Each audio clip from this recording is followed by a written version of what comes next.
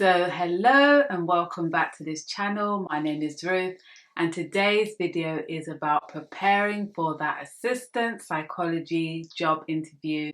So today is video number 4 and in today's topic we'll be asking ourselves what are your skills and your personal attributes. So stay tuned. Hi there, so before we actually get into this video, I would like to remind you that subscription is free, so make sure you like, comment and subscribe and let's get this conversation going.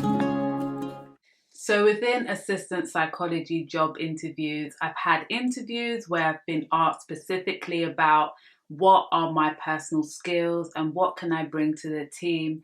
And in some cases, I've been asked questions where they may ask me in terms of a situation that I've been in and how I've used my personal skills in that situation to combat an issue. So I would honestly say knowing your skills and your personal attributes is very important in preparing for your assistant psychology job interview. But thinking about this question is actually a nice one because you've already wrote your application, and because of your application you've now got this job interview. So I would just like to leave you with 2 action points that I believe are very important and can help you answer strong within this job interview.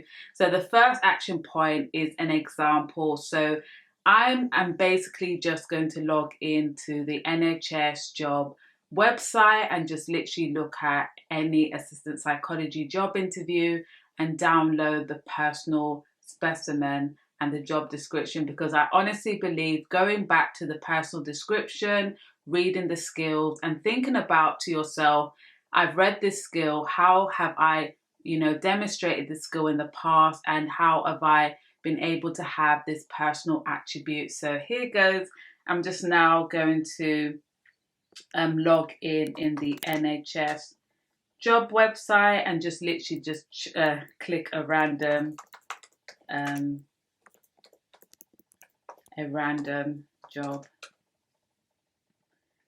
So yes, I've got a assistant psychology post open up. It's an adult community mental health service in Darlington, and I've just clicked the job description and personal statement, and it says here one of the skills is the ability to communicate information verbally and written. So you've probably already wrote this in your personal statement, but think of ideas of ways in your current role or as a student, ways in which you have demonstrated the ability to communicate.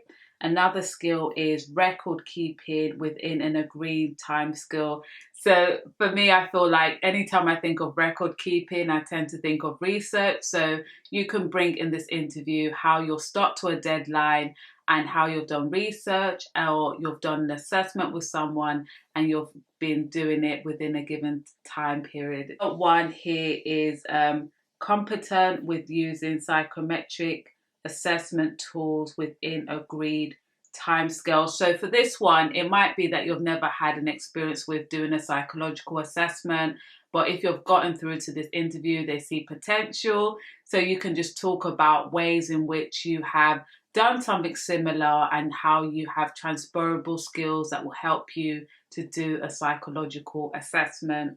So looking again at this job description, I just want to read some of their personal attributes. And in a previous video, I talked about the importance of knowing the values of this job, the job's values, the trust values, and that was video, I believe, number 1.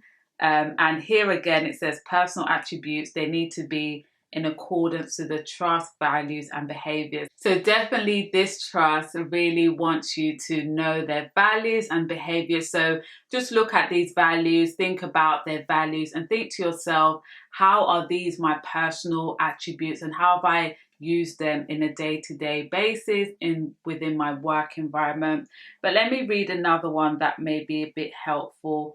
So another personal attribute here is committed to promoting a positive image of the service. So here again, you might just give an example of how you've done that, maybe as a support worker or in your previous role, how you've allowed to promote a positive image of the service, because these are things they're looking for.